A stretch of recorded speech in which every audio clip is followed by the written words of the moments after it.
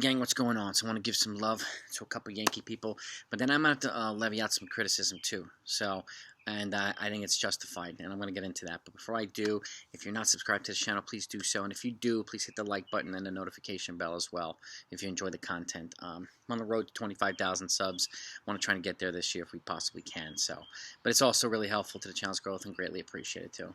I don't want you to miss good Yankee content, and non-Yankee content. But with that, I want to give some love first and foremost to Gerrit Cole. And Gerrit Cole has gotten a lot of help from fans, and even with a rough start to the season, there was a shortened spring training. They only had 3 weeks, and I know certain fans don't want to hear that. So, but whatever. But the fact is, he hasn't given up more than 3 runs in any game this season.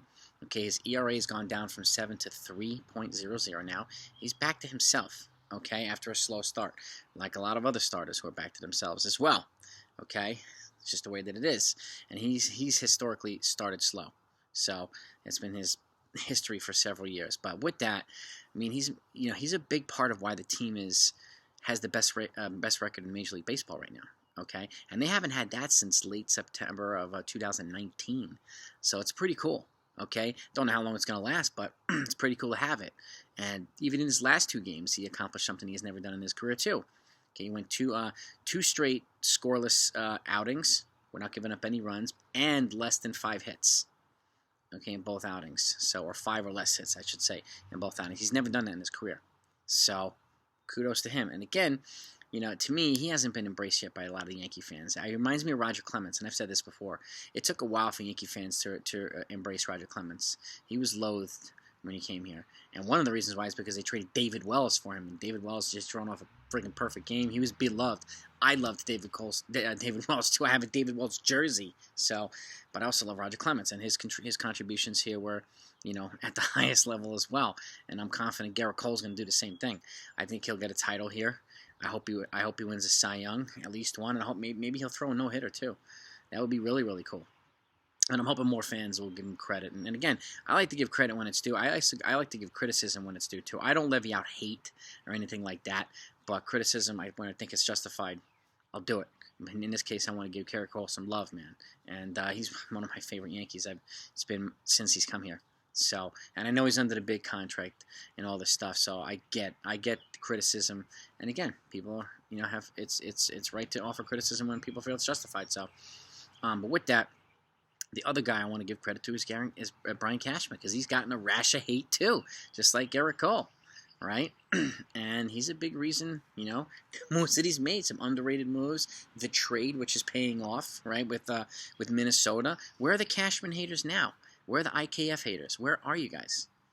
People were just pounding these guys a couple weeks ago, right? Now that they're playing well and responsible for some of the good momentum and good fundamental baseball and the better aura and vibe around this team, I think it's a good, to give them some love, man. And I appreciate those folks who actually, come forth and say, you know what, I was wrong about this trade and blah, blah, blah. I appreciate that type of stuff. So, I'm not saying you have to do it, but I appreciate it when people do it, and I think it's the right thing to do. So, with trades like Miguel Castro, low-key, with Clay Holmes, like he's created gold mines out of just little nuggets in a lot of different areas. So, and that trade, it wasn't the sexiest of trade, but it is paying off in a lot of different ways. And the Jose Trevino, who's Cole's battery mate, and I think, he's also part of Cole's kind of resurrection here this early in the season. I think their pairing is really, really good. I like Cole and Higashioka, but Trevino might be a little bit of a better fit. So, but we'll see there. But like a lot of these underrated moves have pay off big dividends with Cashman. So, and I think he's better in trades than he is in free agency historically. So, I wanted to give him some love and credit for that too. So, with that, I'm going to flip the script here. I'm going to levy out some, just some different criticism. I'm angry at the Yankees. You know why? Because they're about to go into Toronto, right? And after one more game in Kansas City, but they're finding a way to go into from between Toronto and Buffalo to basically avoid flying in the air, so they don't have to take a negative COVID test. We don't have to be, nobody's asking them to get poked or vaccinated or whatever. Like everybody knows that already. But let's not get into this political violation of the rights, blah blah blah, because this has nothing to do with this. Okay, they're avoiding taking a negative COVID test. Okay, and the Red Sox and Astros have done the same thing, or planning to do the same thing, skirting around here, finding some kind of loophole because they're wary of players testing positive. Well, that's the whole point of testing, okay? Like, to find out who's safe and who might be exposed, and if it is, you make a roster move, okay? And you get him, you replace him with a freaking a prospect or someone else. It's not worth infecting the whole entire team and the opposing team and everybody else. It's not worth it. Getting a test takes 5 seconds, and you get a negative, and you're good to go. That's it. So, to me, I think this is a beyond stupid move by the Yankees. It's selfish. I think it's irresponsible and ridiculous. Okay?